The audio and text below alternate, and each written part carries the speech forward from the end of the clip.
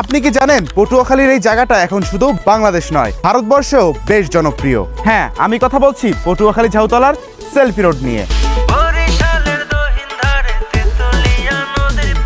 2022 সালের শেষের দিকে হঠাৎ করে এই রাস্তাটির একটি ছবি ভারতীয় একটি ম্যাগাজিনে ভুলবশত তাদের কাশ্মীর রোড বলে প্রকাশ করা হয়।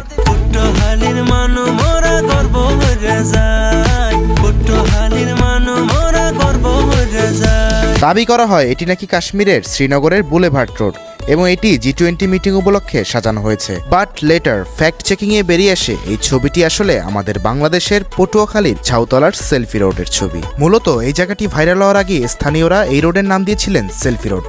কিন্তু ভারতে এই ভুল তথ্য প্রচারের পর থেকেই দুই বাংলায় শুরু হয় তুমুল আলোচনা আর সমালোচনা। পটুয়াখালীর সেই বিখ্যাত কাশ্মীর বলা হয়, কাশ্মীর রোডে গিয়েছেন, আমি কিন্তু এই রোডেই আছি। এই ভিডিও শুট করার সময় হঠাৎ করে আমার কাছে একটি ক্লাসিবন থেকে পার্সেল চলে আসে। পার্সেলটি খুলেই দেখি তারা আমার জন্য একটি স্লিভলেস হুডি পাঠিয়েছে। এটি বেশ লাইট ওয়েট, কমফি আর এই ওয়েদারের জন্য একদম পারফেক্ট। ক্যাজুয়াল আউটিং বা ট্রাভেল শুট সব জায়গাতেই মানানসই। পটুয়াখালী শহরে ঢুকতে ঝাউতলার পাশেই এই রোডের অবস্থান। এই রোডের পুরোটা জুড়েই রয়েছে বিভিন্ন সরকারি কর্মকর্তাদের বাসভবন। বিকাল থেকে রাত পর্যন্ত এখানে আসে সব বয়সের মানুষ। দিনের পর দিন এই রোডের আশেপাশে দেখা যাচ্ছে বিভিন্ন উন্নয়নমূলক কাজ। রোডের পাশেই তৈরি হচ্ছে একটা সুন্দর পুকুরের ঘাট, একটা ছোট গার্ডেন এরিয়া আর মানুষ বসার জন্য সুন্দর সিটিং স্পেস। সব মিলিয়ে জায়গাটাকে আরো টুরিস্ট ফ্রেন্ডলি করে তোলা হচ্ছে। আমাদের চাওয়া শুধু একটাই, এই কাশ্মীর রোডের সাথে একটি ছবি তোলার জন্য হলেও মানুষ যেন পটুয়াখালী ভিজিট করে।